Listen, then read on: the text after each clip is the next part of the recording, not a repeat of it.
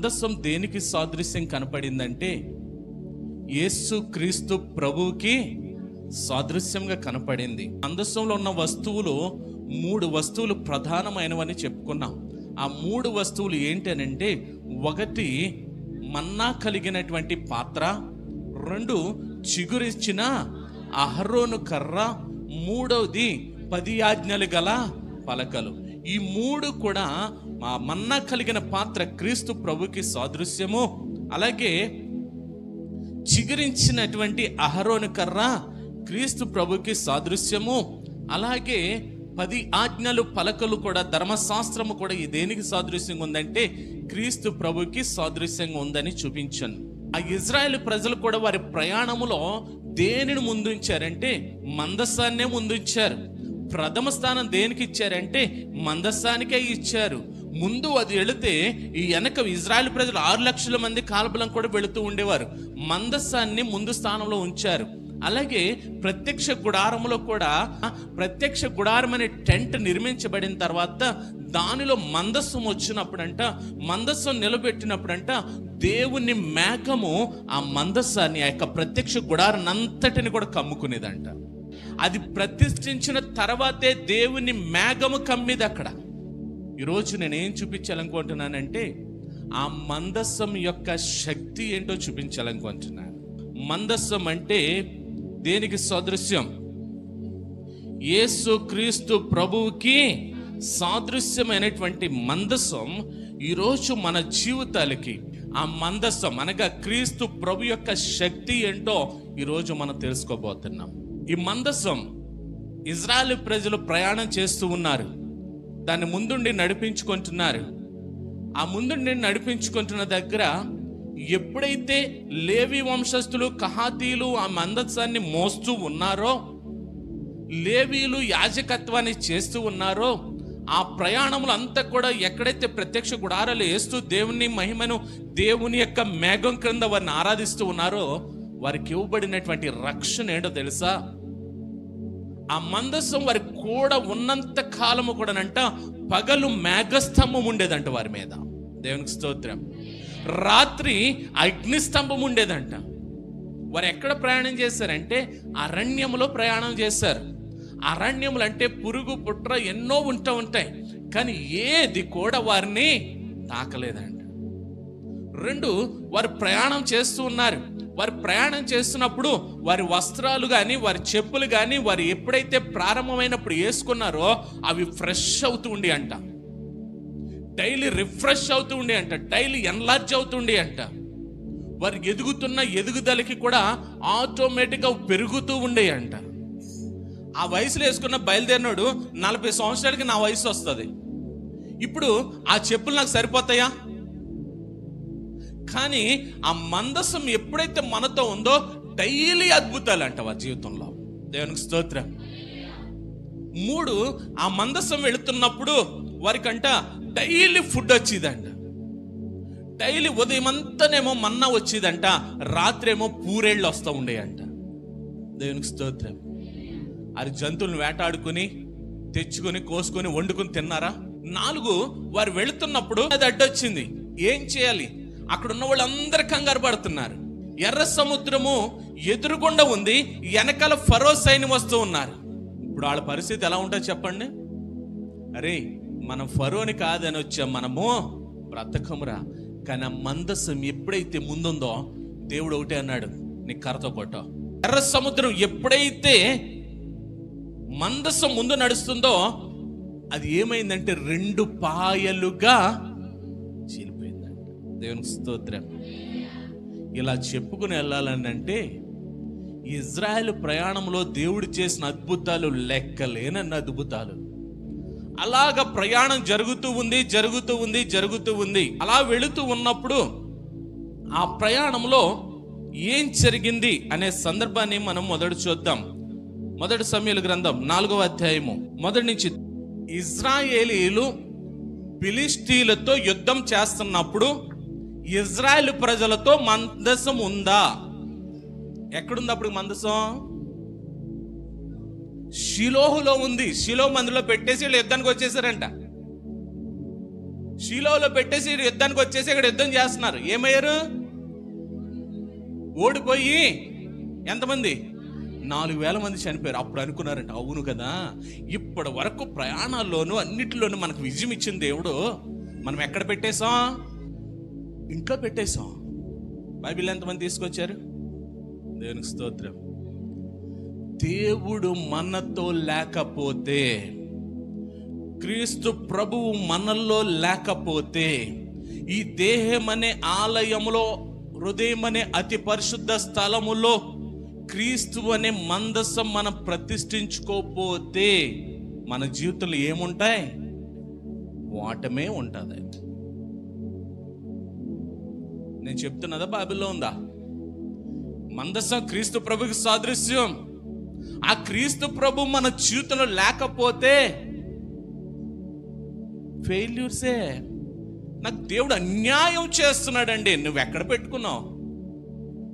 దేవుడికి ఎక్కడ విలువ ఇచ్చావు?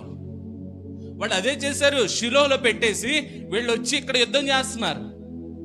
యుద్ధం చేస్తుంటే విజయం వచ్చిందా? విజయం రాకపోగా 400 మంది హత్య ఓడిపోయిన తర్వాత అనుకున్నారంట, అరే ఇంతవరకు మనకి మందసం ఉన్నప్పుడు ఎప్పుడు కూడా మనం వాటమి చూడలేదే, మందసం ఉన్నప్పుడు ఎప్పుడు మనకి ఏ కొదువ లేదే, మందసం ఉన్నప్పుడు ఎల్లప్పుడూ మనకు తోడుగా ఉండేదే, కాబట్టి ఇప్పుడు ఏం చేయాలో తెలుసా? ఆ మందసాన్ని తెచ్చి మన దగ్గర పెట్టుకుందాం. మన దగ్గర పెట్టుకున్న తర్వాత మనకు దేవుడు మనకి ఏమిస్తాడు? విజయాన్ని, ఆ ఫిలిష్తీయులను మన చేతికి అప్పగిస్తాడు. మందసం వచ్చినప్పటికి వీళ్ళకి ఏమొచ్చింది? ఒక ధైర్యం వచ్చింది. ఈ ధైర్యం అంట వీరేసిన కేకలు, ఎటువంటి కేకలు అంటే భూమి కంపించిందంట వీరేసిన కేకలకి. ప్రభు సన్నిధి మన మధ్యకు వస్తుంది. క్రీస్తు ప్రభు మన మధ్యలో ఉన్నాడు. పరిశుద్ధాత్ముడు దిగొస్తున్నాడు అని అంటే కళ్ళు మూసుకుని నిద్రపోతున్న వాళ్ళు ఉన్నారు, బయటికి వెళ్ళి తిరిగి వస్తున్న వాళ్ళు ఉన్నారు. ఆయన సన్నిధిని మీరు ఆహ్వానించలేరు. ఆయన సన్నిధిని ఆహ్వానించినప్పుడు, ఆయన సన్నిధి మన మధ్యలో ఉన్నప్పుడు, ప్రభువే పరిశుద్ధాత్మ దేవుడు మన మధ్యలో ఉన్నప్పుడు కూడా మనం ఎలా చేయాలని తెలుసా? నవ్వుకున్న వాళ్ళు నవ్వుకుంటున్నారు, ఆడుకునే వాళ్ళు ఆడుకుంటున్నారు, తిరిగి వాళ్ళు తిరుగుతున్నారు. అంటే మీ దగ్గర ఏం లేదు. ఆ మందస్సం విలువ తెలియకుండా వాళ్ళు ఎలాగైతే యుద్ధ భూములు అడిగెట్టారో అదే పరిస్థితి మీది కూడా. మనం అనుకుంటున్నాం బైబిల్ అన్ని పట్టుకుని చేతిలో పెట్టుకుని చంకలో పెట్టుకుని మందులోకి వచ్చి కూర్చుంటే చాలు అని అనుకుంటున్నారేమో. ఇది భక్తే కాదు, భక్తే కాదు. ఇంకా ఫస్ట్ క్లాస్ భక్తులు ఉండకండి. ఫస్ట్ క్లాస్ భక్తులు పనికిరావు. ఇప్పుడు ఎంత వయసు వచ్చిన తర్వాత నేను వెళ్ళి ఫస్ట్ క్లాస్లో జాయిన్ అవుతే ఏమంటారు చెప్పండి? ఇప్పుడు నేను వెళ్ళి మా అమ్మాయి క్లాస్లో కూర్చున్నాను అనుకోండి, ఏమంటారు నన్ను?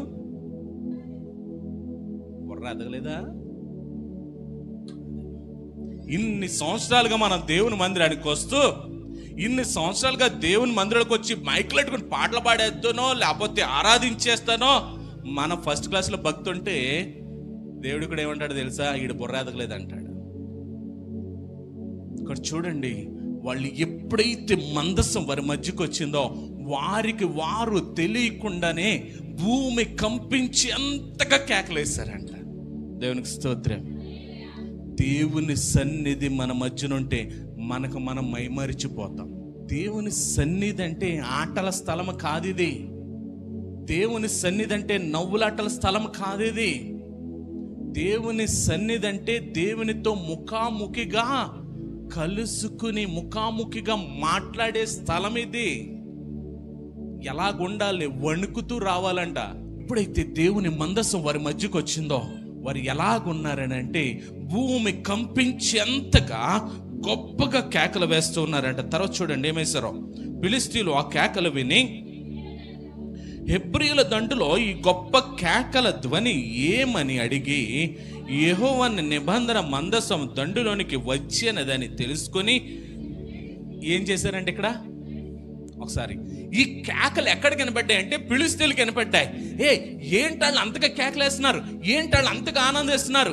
ఎందుకు వాళ్ళు అంత ధైర్యంగా ఉన్నారు అని అంటే, ఎవరు నాలంటాడనండి, ఏం లేదు, ఇప్పుడు వరకు వాళ్ళకి విజయాలను ఇస్తూ వచ్చిందే ఆ మందసాన్ని తెచ్చుకున్నారు వాళ్ళకి తోడుగా. వెంటనే వీళ్ళకి ఏమొచ్చిందంట? భయపడ్డారంట. దేవునికి స్తోత్రం. ఎవరు భయపడ్డారు? మందస్సం అంటే ఎవరు భయపడుతున్నారు? దేవునిని వ్యతిరేకులలో, విగ్రహారాధన చేసేవాళ్ళు ఫిలిష్తీయులు, వాళ్ళు భయపడుతున్నారండి. దేనికి? దేవుని మందసం అంటే యేసుక్రీస్తు ప్రభుకి దేవుని నిరిగని ప్రజలు భయపడుతున్నారండి. ఎవరికి లేదు భయం? వాళ్ళు ఎవరోనండి, మేము కాదు అన్నట్టుగా చెప్పారు. ఎవరికి లేదు భయం? మనకే లేదు భయం. వారంట జడిసి దేవుడు దండులోనికి వచ్చానని అనుకుని, ఇప్పుడు దేవుడు ఎక్కడికి వచ్చేసాడంట? ఇజ్రాయేలు దండులో దేవుడు నిలబడ్డాడంట ఇప్పుడు. హల్లెలూయా, హల్లెలూయా. దావీదు యొక్క ఉద్దేశం అదే. యుద్ధానికి వెళ్తుంది నేనా అన్నాడా? నాతో పాటు ఉన్న నా దేవుడు యుద్ధం చేస్తాడు. దేవునికి స్తోత్రం. యుద్ధము యెహోవాదే. యెహోషాపాతు మీదకి మూకుమ్మడిగా దాడి చేశారు. ఏం చేశాడు? ప్రార్థన చేశాడు. ఓకే, దేవుడు ధైర్యం ఇచ్చాడు. నువ్వు వెళ్ళా, నేను ఉన్నాను కదా అన్నాడు. ఇది యుద్ధం నాదే, యుద్ధము నాది, నువ్వు వెళ్ళి అన్నాడు. ఏం చేశాడు? అప్పుడు ఎదురేమో పాటలు పాడి వాళ్ళని పెట్టాడంట. తర్వాత ఆరాధన చేసేవాళ్ళు పెట్టాడంట. తర్వాత వాయిద్యాలు వాయించేవాడిని పెట్టాడంట. తర్వాత సైన్యాన్ని పెట్టాడంట. ఇప్పుడు ఒక్కసారి ఆలోచించండి. పాటలు పాడేవాళ్ళు, 2 ఆరాధన చేసేవాళ్ళు, 3 వాయిద్యాలు వాయించేవాళ్ళు, 4 సైన్యం.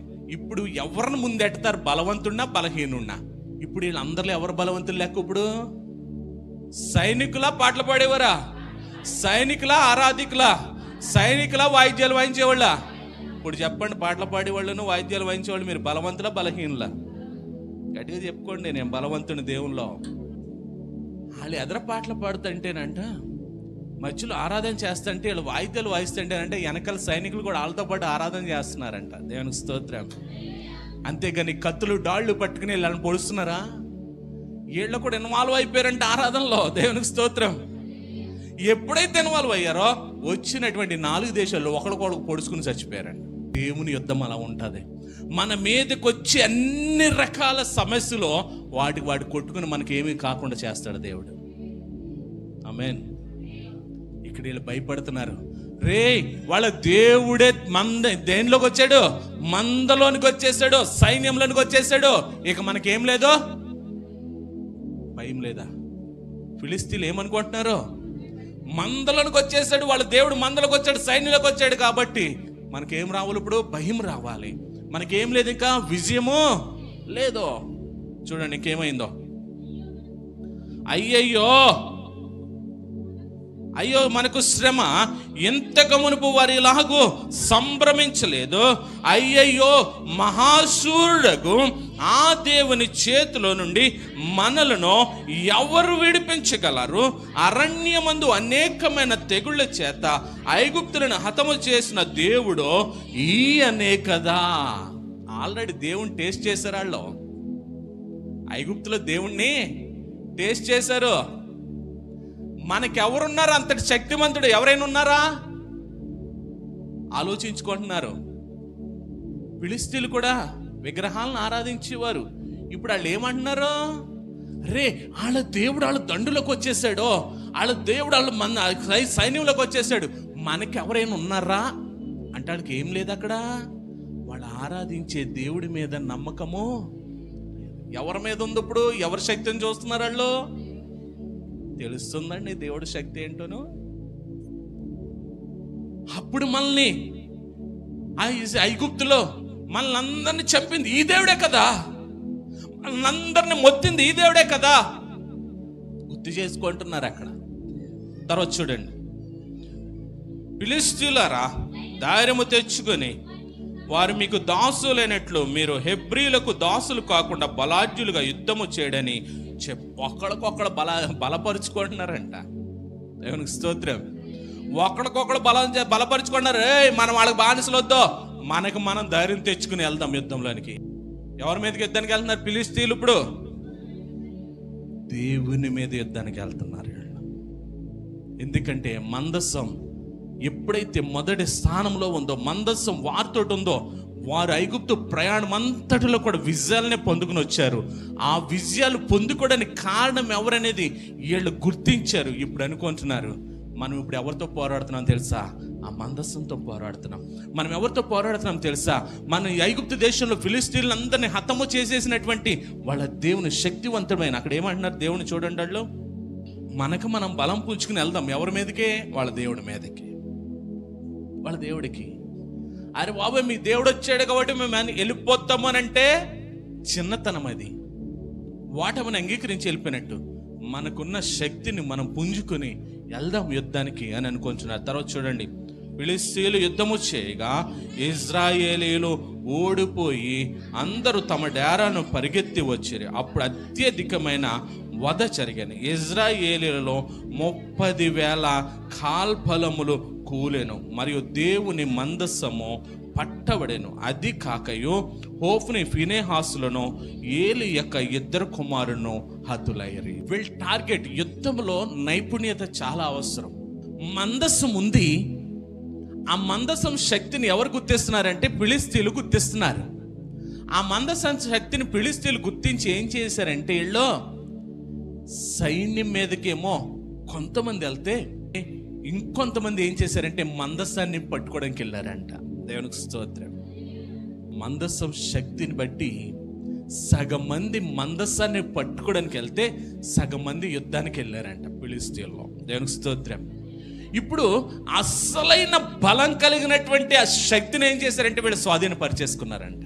ఆ మందసం దగ్గర ఎవరున్నారంటే కాపలా ఓఫ్నియును ఫినెహాసు కాపలా ఉన్నారు. ఈ సగం మంది వెళ్ళంట మందసాన్ని పట్టుకొని దాన్ని తెచ్చేసుకున్నారంటే ఇప్పుడు మందసం ఎవరి వైపు ఉంది? ఫిలిష్తీయులు దాన్ని పట్టుకుపోయారు. ఫిలిష్తీయులు ఎప్పుడైతే దాన్ని పట్టుకుపోయారు ఇప్పుడు విజయం ఎవరికి వస్తుంది? ఇజ్రాయేలీలు చంపబడ్డారు. ఎంతమంది చంపబడ్డారంటే 30,000 కాల్బలములు కోల్చబడేను. అక్కడ మందస్సం ఎప్పుడైతే వాళ్ళ దగ్గర నుంచి దొంగిలించబడిందో, మందస్సం వారి దగ్గర నుంచి ఎప్పుడైతే ఫిలిష్తీయుల వైపు వచ్చిందో అక్కడ 30,000 మంది చనిపోయారు. అక్కడ ఓఫ్ని ఫినెహాస్తో సహా చనిపోయారు. అక్కడ మొత్తం మీద మందస్సం ఇప్పుడు ఎక్కడుందంటే ఫిలిష్తీయుల దగ్గర ఉంది. ఇప్పుడు మందస్సం ఫిలిష్తీయుల చేతిలోకి వచ్చింది. ఈ మందస్సాన్ని ఏం చేశారంటే వాళ్ళకి తెలుసు దాన్ని ఎక్కడ పెట్టాలో. మా ఇంట్లో ఎట్టుకుంటాం అనలేదు ఎవరునో. ఏం చేయాలా? దాగోను దేవత గుడిలో పెడదాం. ఎందుకు? మందసం ఎక్కడ ఉండాలి? గుడిలోనే ఉండాలా. హల్లెలూయా. బైబిల్ ఎక్కడ ఉండాలి? గుడిలోనే ఉండాలి. అందుకని ఇక్కడ బైబిల్లో ఉంటున్నాయి కదా. ఇంటికి పట్టుకెళ్ళకూడదు. మనం ఎక్కడ ఉండాలి? ఆదివారం రోజున గుడిలో ఉంటే చాలండి, మిగతా రోజులు లోకల్లో ఉంటే చాలండి.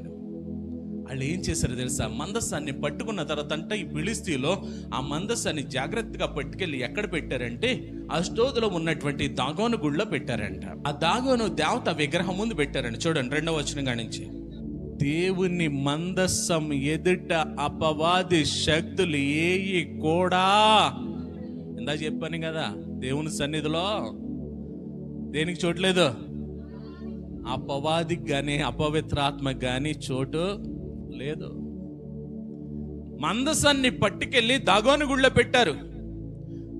దాగోను గుడిలో పెట్టిన తర్వాత అంటే వీళ్ళు ఉదయాన్నే ప్రాతకాలాన్ని అంటే తెల్లవారుగానే వెళ్ళేటప్పటికంట దాగోను దేవత విగ్రహము పడిపోయి ఉందంట. ఆ యాజకులు వచ్చి దాన్ని మరలా ఏం చేశారంటే యథాస్థానంలో నిలబెట్టారంట. నిలబెట్టేసి వెళ్ళిపోయారు. మరుసటి రోజు ఉదయం వచ్చేసరికంట తల తెగి 2 అరచేతులు తెగి ఎక్కడున్నాయి? ఆ దేవత స్తంభం అంటే ఎంతే ఉంటుంది అనుకోకండి, పెద్దది దాగోను దేవత గుడి, చాలా దూరంగా అక్కడ తెగిపడ్డాయంట. మొండు మాత్రం మిగిలిందంట. వాళ్ళకి ఇలా అనుకుంటున్నారంట ఇది ఈ మందసం యొక్క శక్తే. మరునాడు వచ్చారంట, ఇది ఆ మందసం యొక్క శక్తే కాబట్టి దీని జోలికి కానీ, ఈ మందిరం జోలికి కానీ, మందసం జోలికి కానీ, ఈ యొక్క ఆవరణ దాగోని గుడి జోలికి కానీ మనం వెళ్ళకూడదని ఈ రోజుకి కూడా అడిగట్టరంట. అక్కడ ఎక్కడుంది? అష్డోదులో ఉంది. అది ఈ రోజుకి కూడా ఉంది. ఆ గుడి కూలిపోయి మందసం ముందు ఏది నిలబడలేదు అపవిత్రాత్మ సంబంధించి.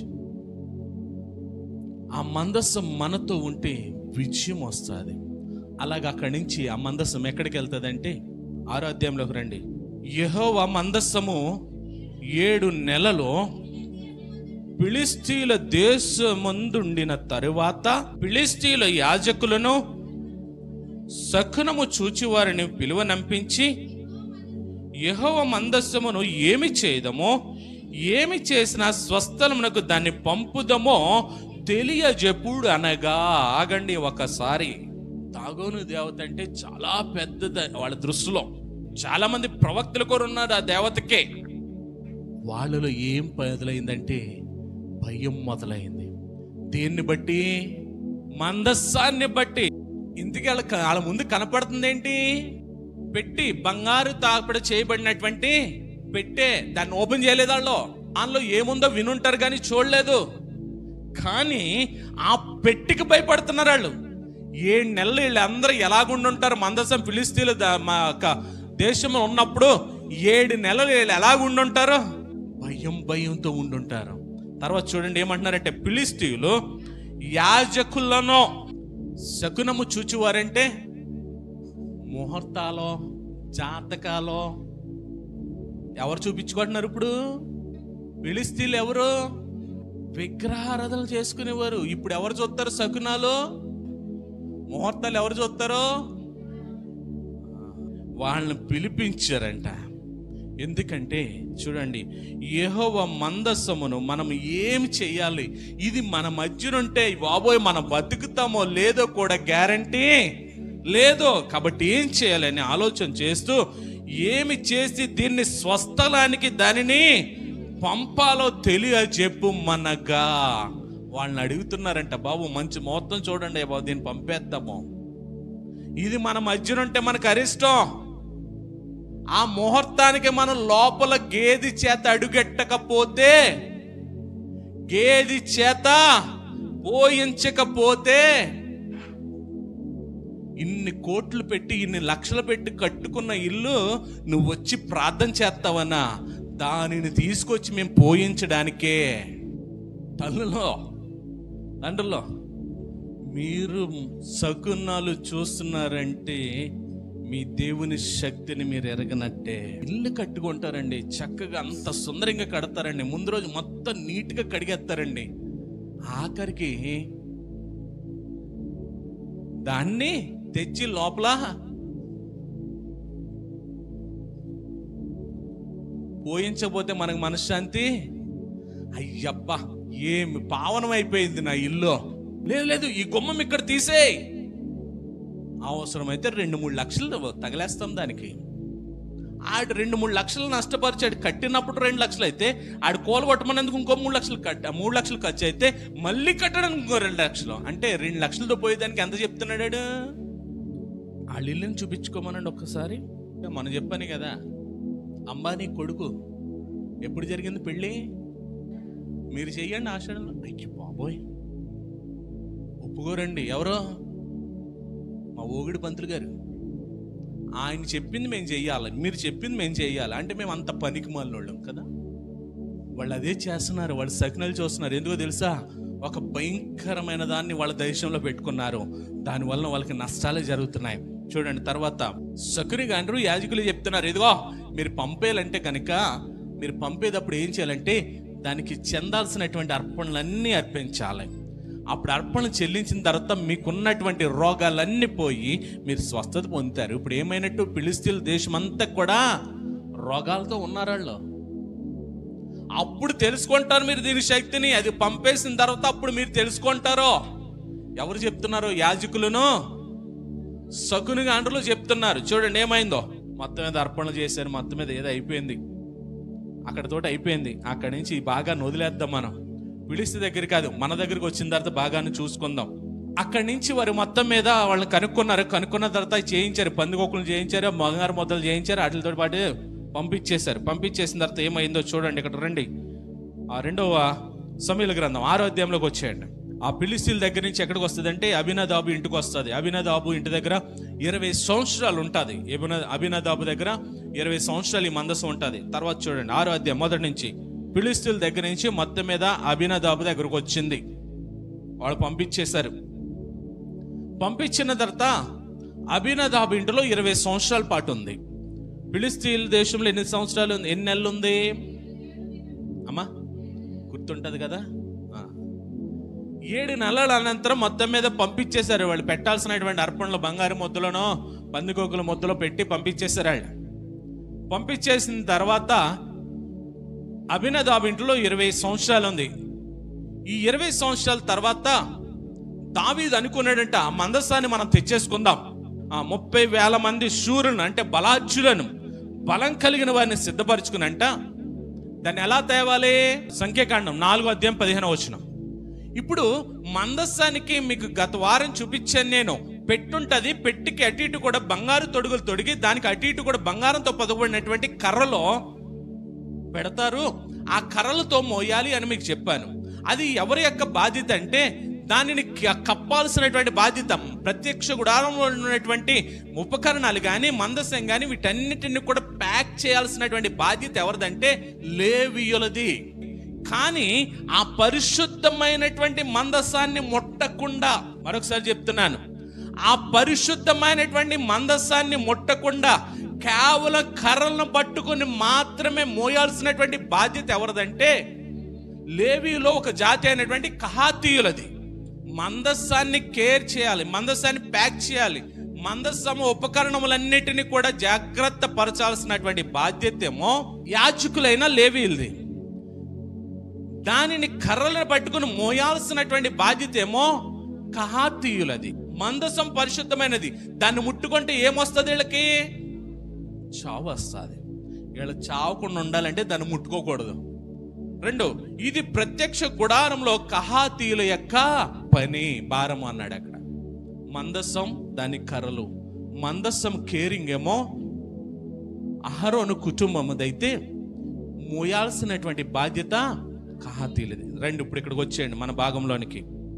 మోయాల్సినటువంటి దాన్ని బండి మీద పెట్టారండి వీళ్ళు.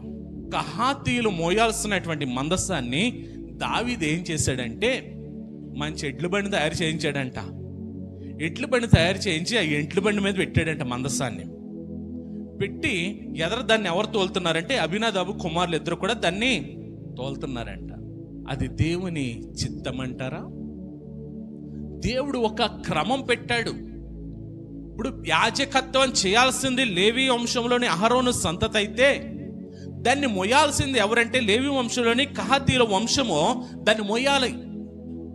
కానీ వీరి పనిని ఎవరు చేస్తున్నారో దావీదు ఏం చేశాడంటే అబీనదాబు కుమారులకు అప్పగించారా, దాని మీద ఎట్టేసి మీరు తోలుకు పండరా ముందు అంటున్నాడు.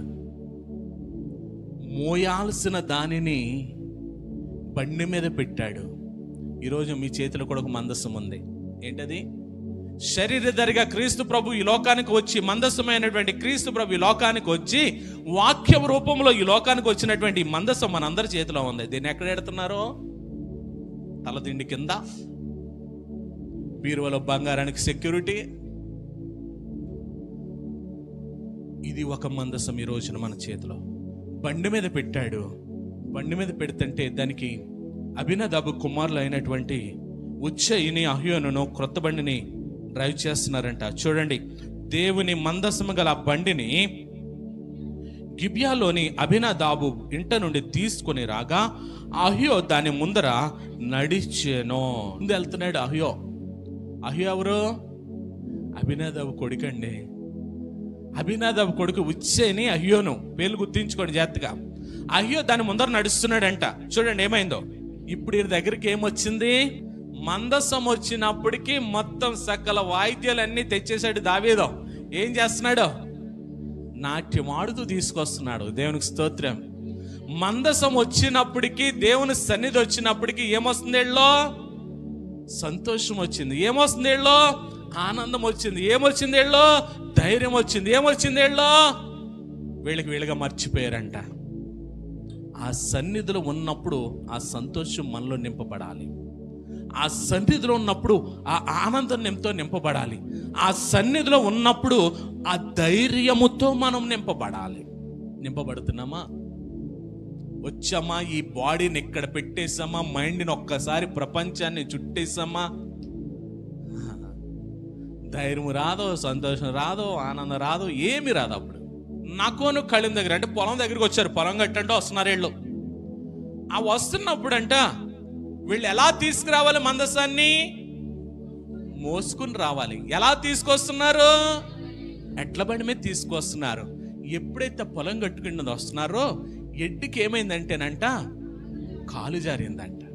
కాలు జారి ఆ బండి ఇలా ఒరుగుతుందంట. ఇప్పుడు పైన ఏముంది? అది ఏ మందసం? దేవుని మందసానికి ఉన్న లక్షణం ఏంటి? అది పవిత్రమైనది, పరిశుద్ధమైనది, దేవుడు నిబంధన చేసుకున్నటువంటి మందసము. అది ఏమవుతుందంటే పడిపోబోతుందంటే ఇప్పుడు ఎడ్లకు కాలు జారినందున ఉజ్జ చేయి చాపి దేవుని మందసమును పట్టుకొనగా ఆయన ఎందుకు చెప్తున్నాడో తెలుసా? ప్రార్థన చేసుకున్నవారు, వాక్యం చదివిన వారే ఇక్కడ కూర్చోండి అని ఎందుకు చెప్తున్నాడు అర్థమవుతుందా?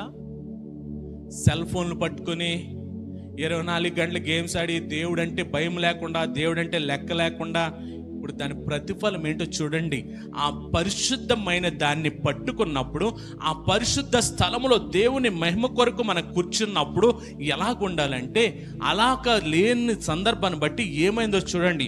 యెహోవా కోపము ఉజ్జ మీద రగులుకొనెను. ఏమన్నా ముట్టుకుంటే కోపం వచ్చేద్దా? ముట్టుకుంటే కోపం వస్తుందా? వస్తుంది. ఎందుకో తెలుసా? దాన్ని ముట్టుకునే దానికి ఒకే ఒక వంశాన్ని ఎన్నుకున్నాడు ప్రభు. ఎవరినే? లేవి వంశములో అహరోను సంతతిని మాత్రమే దాన్ని పరిశుద్ధమైన దాన్ని, పవిత్రమైన దాన్ని ముట్టుకునే అధికారం ఉంది. ఇంకెవరికైనా లేదు. ఈ వచ్చా పడిపోతున్న దాన్ని పట్టుకున్నాడు పాపం. అప్పుడు ఏమైందంటే దేవుని కోపము ఆయన మీద రగులుకుందంట. దేవుడు కోపం లేదండి, కృపామయుడండి. దేవుడు పెద్ద ఉగ్రత ఏమున్నదండి. చూడండి ఏమైందో. కోపం వస్తే అతడు చేసిన తప్పును బట్టి, ఆగండి, ముట్టుకోవడం తప్పే. ఎందుకు దాన్ని ముట్టుకోవాల్సింది? ఎవరు? అహరోను వంశం. కానీ ఉజ్జ ముట్టుకున్నాడు. దేవుని కోపం రగులుకుంది. తను తప్పు చేశాడు. దాన్ని దేవుడు తప్పుగా నిర్ణయించి ఏం చేశాడు? దేవుడు ఆ క్షణమందే, ఏ క్షణమందు? ఆ ముట్టుకొనిన క్షణమందే అతనిని మొత్తగా అతడు అక్కడనే దేవుని మందసమునద్దే పడి చనిపోయాడు. దేవుని కోపము అలా ఉంటుంది. మనం చేసే చిన్న తప్పే, ముట్టుకోవడం చిన్న తప్పే మన దృష్టిలో. చచ్చిపోయింది, అది ఖాళీగా ఉన్నాం కదండి, ఏమి తోచక కూర్చుంటున్నామండి. చిన్న తప్పే. దేవుని సన్నిధిని ఎగ్గొట్టేసి ఫంక్షన్కి వెళ్ళామండి, చిన్న తప్పే మన దృష్టిలో. కానీ దేవుని దృష్టిలో, ఆయన సన్నిధిలో అలక్ష్యంగా ఉంటే, ఆయన సన్నిధి అంటే నిర్లక్ష్యం వహిస్తే, ఆయన సన్నిధిలో భయభక్తులు లేకుండా ఉంటే, ఆయన కట్టడలను మీరితే దేవుని కోపం వస్తే ఇలా ఉంటుంది. మోయాల్సినటువంటి మందస్సాన్ని ఎడ్ల బండి మీద తెస్తున్నాడు దావీదు. ఎడ్డు కాలు జారింది, మందస్సం పడిపోబోతుంది. వచ్చా పట్టుకో ఉన్నాడు. పట్టుకోగానే దేవుడు కోపం వచ్చింది. ఆ పరిశుద్ధమైన దాన్ని ముట్టుకున్నందుకు దేవుని కోపం రగులుకొని తను చేసిన తప్పును బట్టి అక్కడికక్కడే ఆ మందసం దగ్గరే అతడు ప్రాణాలు విడిచాడండి. దేవుని సన్నిధిలో అలక్ష్యం పనిచేయదు. దేవుని సన్నిధి అంటే నిర్లక్ష్యం పనిచేయదు. దేవుని సన్నిధిలో వేళాకోలాలు పనిచేయవు. దేవుని సన్నిధిలో మన ఇష్టానుసారంగా ఉందాం వెళదాం అంటే పనిచేయదు. చూడండి ఏమైందో తర్వాత.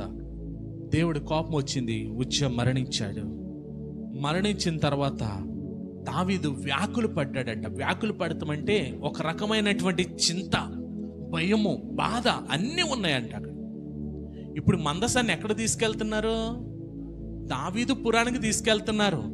ఎప్పుడైతే ఇలా జరిగిందో, ఎప్పుడైతే ఉజ్జ దాన్ని ముట్టుకోగానే దేవుని కోపము ద్వారా తను చేసిన తప్పును బట్టి చనిపోయాడో, తను బాధపడిపోయాడంట, చింతిస్తూ ఉన్నాడంట. అయిపోయిన తర్వాత తనలో ఏం కనపడుతుందంటే ఒక భయము కనపడుతుందంట. ఏ భయం అంటే, ఇదిగో ఇప్పుడు ఉజ్జ ముట్టుకుంటేనే ఇలాగైపోయాడే, ఇప్పుడు నేను తీసుకెళ్తే నా పరిస్థితి ఏంటి? నేను మందసాన్ని తీసుకెళ్తే నా పరిస్థితి ఏంటి? భయపడిపోతున్నాడట. చూడండి తర్వాత మందసం ఎక్కడికి వెళ్ళాలి? దావీదు పురానికి, దావీదు ఇంట్లోకి వెళ్ళాలి. ఎప్పుడైతే ఇలా జరిగిందో భయపడిపోయాడో, భయపడిపోయి ఏం చేయడం తెలుసా? వద్దాం, నా దగ్గరకు వద్దాం. ఇప్పుడు ఏం చేయాలి? మందసాన్ని ఎక్కడున్నారు? నా కోను కళ్ళెము దగ్గర ఉన్నారు. నా కోను కళ్ళెం దగ్గర జరిగిన సందర్భం. ఇప్పుడు అక్కడ విడిచిపెట్టేస్తే కుదరదు. దాన్ని ఎక్కడో చోటు గమ్యాన్ని తీసుకెళ్ళాలి. దావీదేమో తీసుకెళ్ళడానికి భయపడిపోతున్నాడు. దావీదేమో తీసుకెళ్తే నేను చచ్చిపోతానేమో అని భయపడుతున్నాడు. కానీ ఆ సమయంలో ఒక ఆయన వచ్చాడండి బయటికి. ఒబేదేదోము అనగా ఇదేమో సేవకుడు అని అర్థం. ఇతడు భయభక్తులు కలిగిన వాడిగా, దేవుని యందు ఆ యొక్క నిష్ట కలిగిన వాడిగా, దేవుడంటే ఇష్టాన్ని బట్టి, ఆ మందస్సాన్ని బట్టి నేను ఏమైనా పర్వాలేదు, ఆ మందస్సాన్ని నేను ఎక్కడ తీసుకెళ్తాను తెలుసా? నా ఇంటికి తీసుకెళ్తానని ఆ దావీదు తీసుకెళ్ళన్న దానికి ఓబేదేదోం తీసుకురండి నా ఇంటికని ఓబేదేదోం ఇంటిలోకి తీసుకెళ్ళాడంట. దేవునికి స్తోత్రం. ఓబేదేదోం ఇంటిలోకి మందస్సం వెళ్ళింది. ఇప్పుడు ఎక్కడుంది మందస్సం? ఎక్కడి నుంచి వచ్చాం మనం? మందస్సాన్ని పట్టుకుని ఇజ్రాయేల్ యుద్ధం దగ్గర నుంచి వచ్చాం మనం.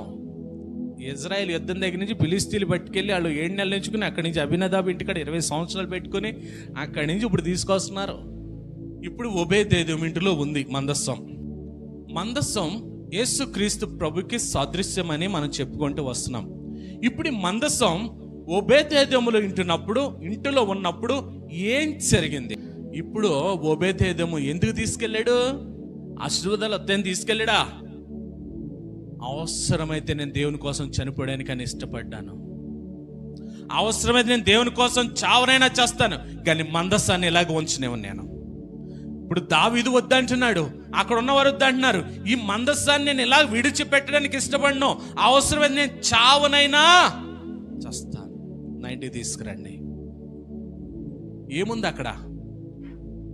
దేవుని మీద ప్రేమ, అక్కడ దేవుని మీద ఇష్టం, దేవుడంటే భయభక్తులు, దేవుని మీద ఉన్నటువంటి తన భక్తిని బట్టి దేవుడు ఏం చేస్తున్నాడు తెలుసా? అతడు చేసిన త్యాగానికి గాను 3 నెలలు ఓబేదేదోం ఇంటిలో ఉందంట. ఓబేదేదోం ఇంటిలో ఉన్నప్పుడు ఓబేదేదోమును అతని కుటుంబమును, ఇప్పుడు చెప్పండి ఆశీర్వాదాలు ఎంతమందికి కావాలి? మనలో ప్రభు ఉండడే, మన ఇంటిలో ప్రభు ఉండడే, మన ఫోన్లో ప్రభు ఉండడే. మన ఇంట్లో ఏముంటాయి? పెద్ద పెద్ద టీవీలు మన ఇంట్లో ఉంటాయి. మన ఇంట్లో ఏముంటాయి? ఆ టీవీలో వచ్చే సీరియల్స్ అన్నీ మన ఇంట్లో ఉంటాయి. మన ఇంట్లో ఏముంటాయి? ఆ సీరియల్స్ ముచ్చట్లు ఉంటాయి. మన ఇంట్లో ఏముంటాయి? తన ప్రాణాన్ని కూడా తెగించి నేను చావనైనా చేస్తాను, కానీ దేవుని అలా విడిచి పెట్టను. దావీదు భయపడిపోయాడు. దావీదు ఆశీర్వదించబడినవాడు, అభిషేకించబడినవాడు. అటువంటి దావీదే తన పురములో పెట్టుకోలేని ఆసక్తితో తెచ్చుకుంటున్నవాడు. వద్దు నేను చచ్చిపోతాను, నేను చనిపోతే నా వాళ్ళందరూ అన్యాయం అయిపోతారు, అలాగ ఆలోచించాడు. మన ఇంట్లో ఒకళ్ళు వెళ్తే చాలు, మిగతా వాళ్ళందరికీ ఆశీర్వాదాలు వచ్చేస్తాయి. అది మన ఆశీర్వాదం కదా. ఎప్పుడైతే మందసం ఓబేదేదోం ఇంటిలోకి వచ్చిందో, ఓబేదేదోమును బట్టి, అతను చేసిన త్యాగాన్ని బట్టి, అతని ప్రేమను బట్టి దేవుడు ఏం చేస్తున్నాడు తెలుసా? ఓబేదేదోమును తన కుటుంబాన్ని అంతటిని కూడా ఆశీర్వదిస్తూ వచ్చాడంట. మందసం మన ఇంటిలో ఉంటే మన కుటుంబం ఆశీర్వదించబడుతుంది. మందసం మన హృదయంలో ఉంటే మనం ఆశీర్వదించబడతాం. ఏ మందసం? క్రీస్తు ప్రభు అనే మందస్సం మనలో ఉంటే మనకు ఆ కట్టడి లేదు. ఉజ్జల ముట్టుకుంటే మనం హతమైపోయే రోజులో లేం. క్రీస్తు ప్రభు చూపిన కృప, ఆయన పాపుల దగ్గరికే వచ్చాడు. ఆయన ఆ పాపులను పరిశుద్ధులుగా మార్చుకోవడానికి వచ్చాడు. కాబట్టి ఈరోజు ఆయన ఎవరి దగ్గరికైనా రాగలడు. మనం ఓపెన్ చేసి ఉంచాలంతే, మనం ఆహ్వానించాలంతే. ఆయన మనలోకి వస్తే మన లైఫ్ ఆశీర్వాదం, మన కుటుంబంలోకి వస్తే మన జీవితం ఆశీర్వాదం. మన కుటుంబంలో వద్దండి ప్రభు వద్దండి, ఏం కావాలి? టీవీ కావాలి, మరి దానికి ఏం కావాలి? సౌండ్ బాక్సులు కావాలి, దానికి ఏం కావాలి? ఇంకా ఫ్రిడ్జ్ కావాలి, ఇంకేం కావాలి? బెడ్ కావాలండి, ఇంకేం కావాలి? ఏసీ కావాలి. ఈ మన ఆశీర్వాదాలు. క్రీస్తు ప్రభు ఉంటే మనకి ఏ కొదువ ఉండదు. చూడండి అక్కడ ఓబేదేదోములో ఇంటిలోకి వచ్చిన తర్వాత తన కుటుంబం అంతా కూడా ఆశీర్వదించబడింది. ఇప్పుడు ఎవరికి వెళ్ళింది న్యూస్? దావీదుపురంలో ఉన్నటువంటి దావీదు దగ్గరికి వెళ్ళిందంట. ఇదిగో ఆ రోజు నేను మందసం తెచ్చుకోలేదు, ఎవరికి ఇచ్చానో? ఓబేదేదోము పట్టుకెళ్ళాడు. ఇప్పుడు ఓబేదేదోము ఇంటిలోకి ఎప్పుడైతే మందసం వెళ్ళిందో అతనే కాదు, అతని కుటుంబమే కాదు, అతనికి కలిగినదంతా కూడానంట ఆశీర్వదించబడుతుందని దావీదు తెలియగానే దావీదు ఏం చేశాడు చూడంటే, ఒక ఆశీర్వాదం చూసిన తర్వాత మనకు గుర్తుకొస్తుంది కదా. ఇప్పుడు ఓబేదేదోము ఆశీర్వదించబడ్డాడు కాబట్టి ఇప్పుడు ఆశీర్వాదం ఎవరికి కావాలి? దావీదుకి కావాలి. మనం కూడా అంతే. పక్కోళ్ళు ఎంత హారం కొంటే అప్పుడు అడుగుతాం, ప్రభా నాకు కూడా హారమే ప్రభా. పక్కోళ్ళు ఫ్రిడ్జ్ కొంటే మనం కూడా ఫ్రిడ్జ్ కొనాలి. పక్కోళ్ళు టీవీ కొంటే మనం కూడా టీవీ కొనాలి. పక్కోళ్ళు ఏది చేస్తే అది చేయాలనుకుంటే కానీ దేవుడిచ్చే ఆశీర్వాదాలని స్వతంత్రించుకుందాం, దేవునికి స్థానం ఇచ్చి అని ఆలోచించు. ఇక్కడ దావీదు అదే చేస్తున్నాడు. ఓబేదేదోము ఇంట్లో ఉంది కాబట్టి ఓబేదేదోము ఆశీర్వదించబడిపోతున్నాడు. కాబట్టి ఇప్పుడు ఏం చేయాలి? మందసాన్ని నేను తెచ్చేసుకోవాలి. మరి మొదట ఎందుకు తెచ్చుకోలేదు? భయపడ్డాడు. కానీ ఓబేదేదోము ఎందుకు తీసుకెళ్ళాడు? చావనైనా చేస్తాను కానీ నా దేవుని నేను విడిచిపెట్టనని నిలబడ్డాడు. ఈరోజు మీరు ఏ స్థితిలో ఉన్నారు? మందసం క్రీస్తు ప్రభుకి సాదృశ్యం. ఆ క్రీస్తు ప్రభుకి స్థానం ఇవ్వకుండా మీరు ఆశీర్వాదాలు కావాలంటే నో, రావు. ఆ క్రీస్తు ప్రభుకి స్థానం ఇవ్వకుండా నన్ను జ్ఞానంతో నింపి అన్ని సబ్జెక్టులో పాస్ అయిపోవాలి ప్రభువా అంటే నో. యేసు క్రీస్తు ప్రభుకి స్థానము లేనటువంటి ఆ మందసము లేనటువంటి ప్రత్యక్ష గుడారానికి విలువ లేదు, ఆ మందిరానికి విలువ లేదు. ఈరోజు మన దేహములో కూడా క్రీస్తుని ప్రతిష్ఠించుకోకపోతే, క్రీస్తు అనే మందస్సాన్ని మనలో మనం ప్రతిష్ఠించుకోకపోతే మన జీవితానికి కూడా విలువ లేదు, ఆశీర్వదించబడలేము. అబ్బే నాకు బండి ఉందండి, ఆశీర్వాదమేగా. నాకు 20,000 రూపాయలు ఫోన్ ఉందండి, ఆశీర్వాదమేగా. నేను చిరిగిపోయిన జీన్లోని చిరిగిపోయిన షర్ట్లు వేస్తున్నాండి, ఆశీర్వాదం కాదో కాదో. అది మన తల్లిదండ్రుల రక్తం. అది ఆశీర్వాదం అంటే దేవుడు దాన్ని గ్రహించేటువంటి ఆశీర్వాదం. మనం ఊహించిన దానికంటే అత్యధికమైన మేలుల చేత మనం తృప్తిపరుస్తాడంటే ఆయన. మన సర్ప్రైజ్ అవుతామంట దేవుడిచ్చే ఆశీర్వాదం. అది దేవుని ఆశీర్వాదం. మన అడిగితే ఇచ్చేది ఆశీర్వాదం కాదు. మన అడిగితే ఇచ్చేది ఆశీర్వాదం కాదు. దేవుడు వాళ్ళు ఎప్పటి నుంచో ప్రార్థన చేస్తున్నానండి, దేవుడు ఇచ్చాడండి. ఏ స్థాయి ఏ స్తోమత లేకుండా మన దగ్గరికి వస్తే చూడండి, అది ఆశీర్వాదం. అంటే నా చదువుకు ఉద్యోగం రాదన్నా దేవుడు నేను తీసుకెళ్ళి ఉద్యోగంలో కూర్చోబెడతాడు, అది ఆశీర్వాదం. అంటే 20 బస్తాలే పండుగ అనుకున్నాండి, 50 బస్తాలు పండాయండి, అది ఆశీర్వాదం. అంటే సర్ప్రైజ్ ఆశీర్వాదం. అంటే చేతిలో డబ్బులు లేవండి, అస్సలు లేవండి, పండగకి డబ్బులు లేవండి, కానీ ఆ టయానికి మీ అకౌంట్లు నింపబడతాయి చూడండి, అది ఆశీర్వాదం. అంటే మీరు అనుకోవచ్చు, నేను మందిరానికి వెళ్తున్నాను, ప్రతిరోజు కన్నీటి ప్రార్థన చేస్తున్నాను, మరి ఎలాగండి? నేను అడిగిన అన్ని కూడా దేవుడు ఇస్తున్నాడు, ఇస్తాడు. అది కాదు ఆశీర్వాదం. అంటే నీ స్థితి, దావీదు ఎక్కడుండేవాడిని దేవుడు ఎక్కడ కూర్చోబెట్టాడు, అది ఆశీర్వాదం. అంటే దావీదు ఊహించుకున్నాడు అంటారా రాజుగా అవుతానని. యోసేపు గుంటలోకి వెళ్ళినప్పుడు నేను గుంటలోకి వెళ్ళాను కాబట్టి నన్ను సింహాసనం మీద కూర్చోబెడతానని ఆలోచించుకున్నాడు అంటారా, అది ఆశీర్వాదం. అంటే మన స్థాయిని మన స్థితిని మార్చేదే ఆశీర్వాదం. అంతేగాని 3 పూట్ల తింటున్నాం కాబట్టి ఆశీర్వాదం అండి, ప్రతిరోజు 500 రూపాయలు పనికి వెళ్తున్నాను కాబట్టి ఆశీర్వాదమే కాదు. అది దావీదు చెప్తున్నాడు. ఓబేదేదోము ఇంటిలో ఉన్నప్పుడు అంట, ఓబేదేదోము 2 అతని కుటుంబము 3 అతనికి కలిగి ఉన్నది. అంటే ఎంత అబ్జర్వ్ చేశాడంటారు. ఉదాహరణ నేను ఉన్నాను అనుకోండి, పాస్టర్ గారు కుటుంబం ఆశీర్వదించబడింది అని అంటారు.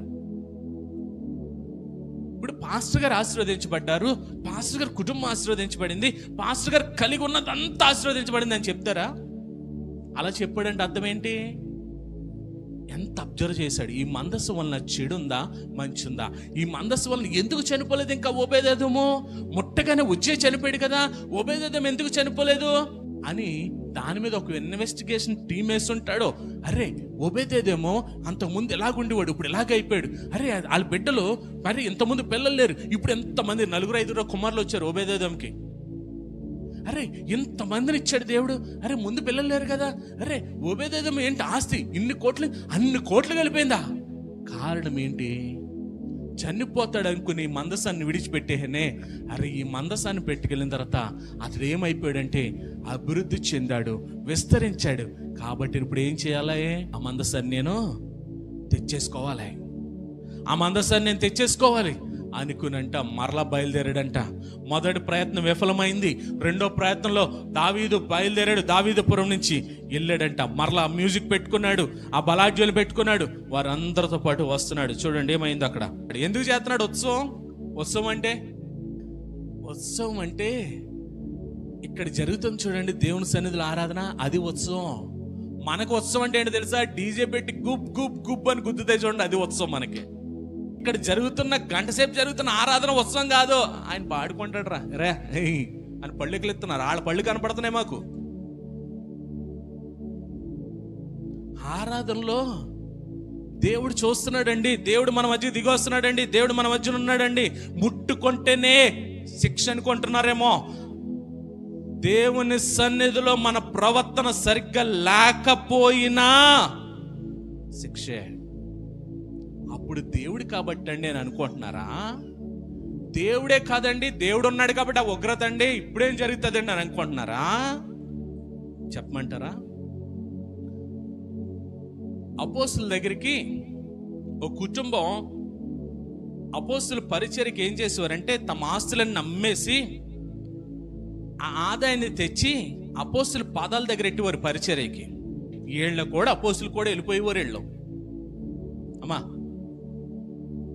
అపోస్తుల పాదాల దగ్గర వాళ్ళ ఆస్తుపాస్తులు ఈ కాదురా మనకి తృణపాయమని, మనం దేవుల్లో ఉంటే ఆనందం అనుకుని ఆస్తుపాస్తులు అమ్మేసి డబ్బులు తెచ్చి అపోస్తుల దగ్గర పెట్టేసి ఆడదపాటు వెళ్ళిపోయేవారు.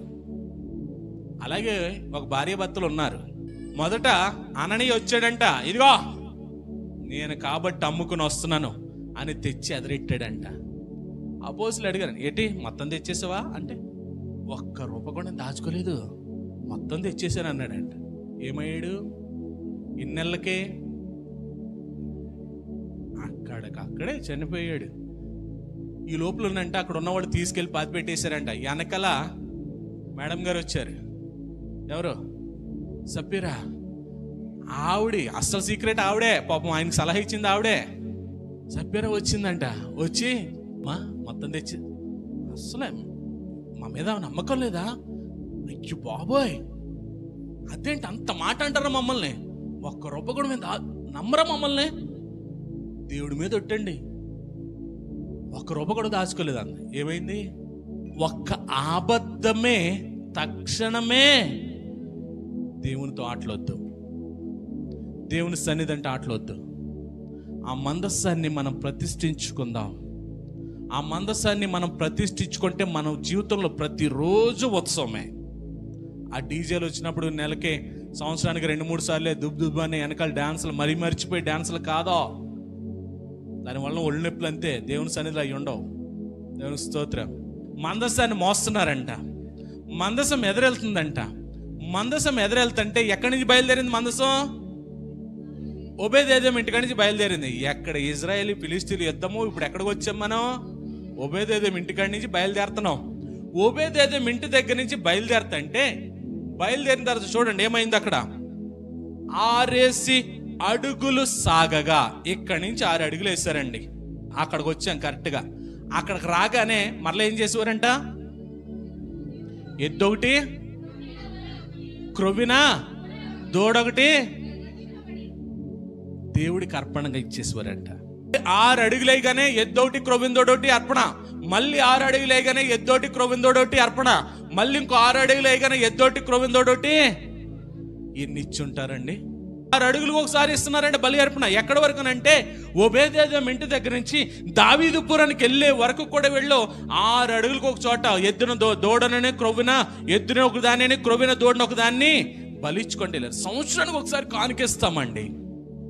ఎందుకు చేస్తున్నాడంటారు దావీదు? ఈ మందస్సు నా ఇంటిలో ఉంటే నేను ఎలాగ ఆశీర్వదించబడతాను తెలుసా? నేను ఏదైతే అర్పించానో దానికి 100 ఆశీర్వదించబడతాను. అది దావీదాశ. ఏదో ఊరకనే తెచ్చేసుకోవడం కాదు. దేవుడు అంటే ఉచితం కదా, ఉచితంగా తెచ్చేసుకుందాం అనుకోవడం కాదు. దేవుడికి ఇవ్వాల్సిన అర్పణలు ఇస్తున్నాడు అక్కడ దావీదు. దేవుని మన దగ్గర పెట్టేసుకుని, ప్రభా ఇదిగో ఈ గదిలో నువ్వు ఉండే, మిగతా గదులన్నిట్లో మేము ఉంటామే. ఈ గదిలో మట్టుకు నువ్వు ఉండి, ఈ గదిలో నువ్వు బయటకు రాకో. కొంతమంది గదులు కూడా ఎవరో, ఇదిగో ఈ ఎర్రలో మట్టుకు నువ్వు ఉండు, మిగతాదంతా మేము వాడుకుంటాం, ఆ ఎర్రలో మట్టుకు నువ్వు ఉండు. ఓ చిన్నపిల్లగాడికంట వాళ్ళ అమ్మ 2 10 రూపాయలు ఇచ్చిందంట. 2 10 రూపాయలు ఇస్తే, ఓ 10 రూపాయలు ఇటు పప్పులు కొనుక్కోరా, ఓ 10 రూపాయలు మటుకు సండే స్కూల్లో చందయ్య అన్నదంట. వీడి దారిలో వద్దంటే మొత్తం మీద ఎక్కడ పడిపోయిందో జేబులో పిల్ల ఏం చేస్తారో తీర్థం చూసుకోవడం పెట్టుకోవడం కదా. ఓ 10 మిస్ అయిపోయిందంట. వీడి కొట్టు దగ్గరికి వెళ్ళి మొత్తం ఎదిగేసాడు, 1 ఉంది అన్నాడు. ఆడు అంటున్నాడంట, ప్రభువా నేను మందులోకి వచ్చేసే వరకు నువ్వు ఆగలేకపోయావా? ఇప్పుడు ఏంటి ఉద్దేశం అంటే, ఆ 10 రూపాయలు ముందే దేవుడికి కొదువై పాపం దేవుడు టిఫిన్ లేక వీడి జేబులో తీసేసుకుంటే ఉన్నది ఎవరిదే? ఇప్పుడు వీడు ఏం చేయాలా? సండే స్కూల్ వేయాలా లేకపోతే పాపలు కొనుక్కోవాలా? ఏంటి ప్రభా నేను సండే స్కూల్కి వచ్చే వరకు ఏసీ వరకు ఆగలేకపోయావా అన్నాడంట వీడు. మనం అదే చేస్తున్నాం. దేవుడికి మనం ఇవ్వాలేంటండి?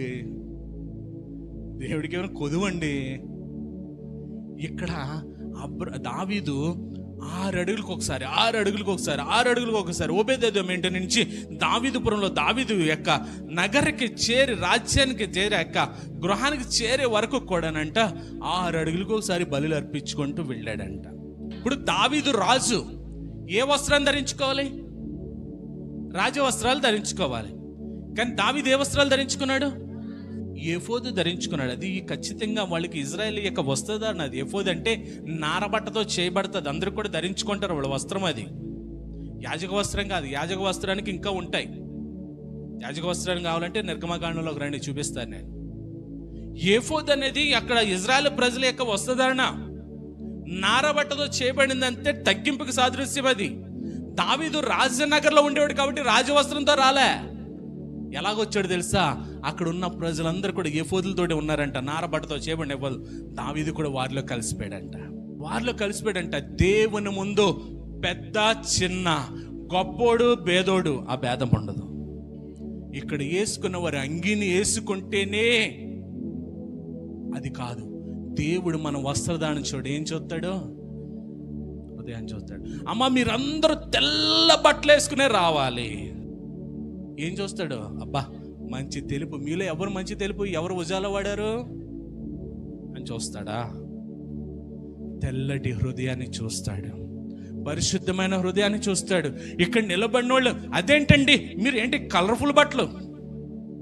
మా బట్టలను చూడండి, మేము ఆత్మతో సత్యముతో దేవునికి నమ్మకంగా పరిచర్య జరిగిస్తున్నామా లేదా చూస్తాడు. ఇక్కడ దేవుడు హృదయాన్ని చూస్తాడు. ఈ హృదయంలో దేవుడిని ప్రతిష్ఠ చేసుకోవడమా లేదా, మందస్సాన్ని ప్రతిష్ఠించుకున్నామా లేదా, అది చూస్తాడు దేవుడు. దేవునికి స్తోత్రం. ఇక్కడ ఏఫోదును ధరించుకొని ఏం చేస్తున్నాడు దావీదు? ఏఫోదును ధరించిన వాడే శక్తి కొలది యెహోవా సన్నిధిని నాట్యమాడుచూ ఉండేను. మన డీజేని కల దుబ్ దుబ్ అన్నప్పుడు వేస్తున్నారు చూడండి, ఏమొస్తుంది అప్పుడు? ఇక్కడ తన శక్తి కొలది వేస్తున్నాడు డాన్స్. తన శక్తి కొలది ఎవరి కోసం వేస్తున్నాడు తెలుసా? మై మరిచిపోయి దేవునిలో సంతోషిస్తున్నాడండి. మన పాటను బట్టి యేసమ్మ అందరికంటే రే ఈడు సూపర్ వేస్తాడు అనిపించుకోవడానికి వెళ్ళేది అక్కడ దావీదు వేసే నాట్యము దేవుని మహిమపరుస్తూ వేస్తున్నాడు. తన ఒళ్ళు మర్చిపోయాడు, తన వస్త్రాలు మర్చిపోయాడు. శక్తి కొలది దేవునిలో ఏ సంతోషం అంటే, ఆ మందస్సం నా దగ్గర ఉంది, దేవుడే నా దగ్గర ఉన్నాడు, నా పురంలో ఉన్నాడు. కాబట్టి ఇప్పుడు నేను ఆశీర్వదించబడ్డమే కాదు, నా కుటుంబం ఆశీర్వదించబడ్డమే కాదు, నా రాజ్యం ఆశీర్వదించబడుతుంది. అది దావీదు యొక్క ఉద్దేశం. అంతేగాని అబ్బా భలే మ్యూజిక్ పెట్టారా, భలే డ్రమ్ములు కొడుతున్నారని డాన్స్ చేయలేదు. సౌలు కుమార్తె యగు మికాలు కిటికీలను చూచి యెహోవా సన్నిధిని గంతులు వేయచ్చు నాట్యమాడుచున్న దావీదు కనుగొని తన మనస్సులో అతనిని హీనపరచు. ఈడ రాజా, ఈడ ఇలాగే చేస్తున్నాడు, అందరితో కలిసిపోయి ఏంట డాన్స్ అనుకుందంట. డాన్సుల్లో రకాలు ఉంటాయండి. ఇప్పుడు సండే స్కూల్ పిల్లలకు మేము నేర్పుతాం యాక్షన్ సాంగ్. అది యాక్షన్ సాంగ్ అంటే ఆ పాటలో అర్థాన్ని వారికి భావాల రూపంలో చూపించుతాం. అది వాళ్ళకి ఏమవుతుందంటే ఈ భావం ద్వారా పాట అర్థమవుతానికి అదొక సువార్త. అది పిల్లలకి చెప్పే బోధ. కొంచెం యవనస్తులు ఉన్నారు కదా, దేవుళ్ళు ఆనందించంటే చున్నీలు తిప్తా ఏదో వేస్తున్నారు, అది కాదు, దేవుళ్ళు ఆనందిస్తూ వేయాలి. అదే అండి. క్రిస్మస్లకు డాన్స్లు వేస్తున్నారు కదా, ఆ పాట డాన్స్ వేసినప్పుడు మీరు మ్యూజిక్ని బట్టి డాన్స్ నేర్చుకుంటున్నారా, పాట అర్థాన్ని బట్టి డాన్స్ నేర్చుకుంటున్నారా? మ్యూజిక్ని బట్టి నేర్చుకుంటున్నారంటే మీరు ఇప్పుడు దావీదులా అపవాదులా? డీజే ముందు వేసేదేమో మ్యూజిక్ని బట్టి, దేవుని దగ్గర వేయాల్సింది పాట అర్థాన్ని బట్టి. చూస్తూ ఉంటాం కదా, అసలు అబ్బా ఏం ఎగురుతారండి, కింద పడి దుల్లేస్తున్నారు క్రిస్మస్లో. ఇక్కడ దావీదు వేస్తున్నది ఒక ఆనందమైనకి, ఒక సంతోషం, ఒక ధైర్యము, ఒక బలం వచ్చింది. ఏంటంటే ఆ మందసం ఇప్పుడు నా రాజ్యంలోకి వస్తుంది, ఆ మందసం ఇప్పుడు నా పురంలోకి వస్తుంది, కాబట్టి నాకు ఇంకా దిగిలే లేదో, నా దిగిలే లేదు, నా రాజ్యం ఆశీర్వదించబడుతుంది. దేవుడే నాలో ఉన్నాడు కాబట్టి నాకే కొదువా లేదు. ఆ ఆనందముతో అతను పరవశించిపోతున్నాడే కానీ వాళ్ళు కొట్టే డప్పులు కాదు. అది చూస్తున్నదంటే, కిటికీలో చూస్తుందంట మికాలు, చూసి అరే ఎంత నీచమైనడు, ఎంత చీపా నువ్వు, ఏంటది అని అన్నంటే, ఆ తర్వాత దావీదు వచ్చిన తర్వాత నువ్వెంత చీప్ గడువు అనుకోలేదు అంటదంట మికాలు. ఆ మాట ఎందుకు వాడాడంటారు? మికాలు కుమార్తెకి చనిపోయే వరకు పిల్లలు లేరనే మాట ఎందుకు వాడాడంటారు? దావీదు ఆ 21 వచ్చిన అంటాడు కదా, నేను దేవుని సన్నిధిలో పరవశిస్తున్నాను, నేను దేవుని సన్నిధిలో నాట్యం ఆడుతున్నాను, దేవుని హృదయపూర్వకంగా ఆరాధిస్తున్నాను. ఒకవేళ నీ దృష్టిలో తక్కువనేమో, కానీ చూస్తున్న వారి దృష్టిలోను దేవుని దృష్టిలో నేను ఘనుడను. ఎప్పుడైతే దేవుని సన్నిధిలో ఆరాధనని తనను చులకనతో చూసిందో, ఆ కింద ఆ లైను తన పనిష్మెంట్. అది దేవుని సన్నిధిలో చేసే ఆరాధన విషయంలో ఎవరైనా పొరపాటుగా ఆలోచిస్తే, దేవుని సన్నిధిలో ఆరాధనలో నిర్లక్ష్యం వహిస్తే, దేవుని సన్నిధి అంటే వేళాకోళంగా తీసుకుంటే, ఇదే ఉదాహరణ. జాగ్రత్త. మందసం మనలో ఉండాలి, మందసం మన ఇంటిలో ఉండాలి, మందసం మనతోటే ఉండాలి. క్రీస్తు ప్రభువుని ఎప్పుడైతే మనం ధరించుకొని, క్రీస్తు ప్రభువుని ప్రతిష్ఠించుకొని, క్రీస్తు ప్రభుకి మన జీవితంలో ప్రథమ స్థానం ఇచ్చి, క్రీస్తు ప్రభు అనే మందస్సాన్ని మన గృహాలలో కూడా మనం ప్రతిష్ఠించుకుంటామో, మనము, మన కుటుంబము, మనకు కలిగినదన్నీ యావత్తు కూడా ఆశీర్వదించబడతాది. ప్రార్థన చేద్దాం. మా తండ్రి నీకు వందనాలు ప్రభా. ఈ మందస్సుని గురించి తండ్రి 2 వారాలుగా వింటూ వచ్చాం. దీని విలువను మేము గుర్తెరిగి తండ్రి నాన్న మా దేహంలోను అలాగే మా కుటుంబంలో కూడా నేను ప్రతిష్ఠించుకునే కృప మాకు దయచేయమని. పరిశుద్ధాత్మదేవ, ఈ మందస్సం లేకపోతే మేము జీరో, కానీ ఆ మందస్సం మా విలువను పెంచేదిగా, ఆ మందస్సం ఇజ్రాయెల్ని ఎలాగైతే కాపాడుతూ వచ్చిందో, ఇజ్రాయెల్ ప్రజలను ఎలాగైతే పోషిస్తూ వచ్చిందో, ఎలాగైతే ఇజ్రాయెల్ని తండ్రి యొక్క అడ్డంకులన్నింటిని తొలగిస్తూ వచ్చిందో, ఎలాగైతే ఇజ్రాయెల్ ప్రజలకి దీవెనకరంగా మార్చబడిందో, నన్ను ఈరోజు క్రీస్తు అనే మందస్సం ద్వారా మా జీవితాలు కూడా ఆశీర్వదించి ఫలింపచేసి మహిమ పొందమని యేసు నామములో ప్రార్థిస్తున్నాం తండ్రి. ఆమేన్.